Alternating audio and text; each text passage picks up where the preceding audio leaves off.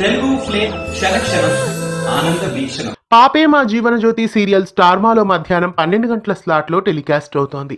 ఈ సీరియల్ కథలో ఊహించని మలుపొకటి జరిగింది. ప్రస్తుతం జ్యోతికి ఆనందియే కుట్టి అన్న నిజం తెలిసిపోయింది. ఆనంది మొత్తం జ్యోతికి కథనంతా వివరిస్తుంది.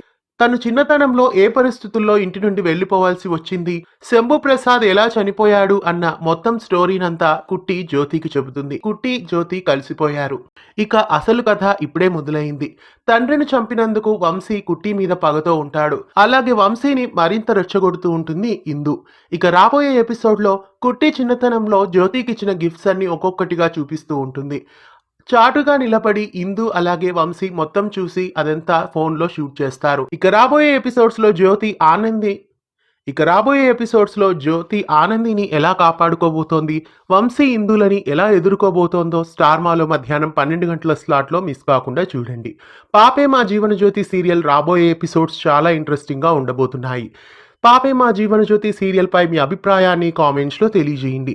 ఇలాంటి మరెన్నో తెలుగు సీరియల్ అప్డేట్స్ ఎప్పటికప్పుడు తెలుసుకోవడానికి ఛానల్ని సబ్స్క్రైబ్ చేసి గంట కొట్టేయండి.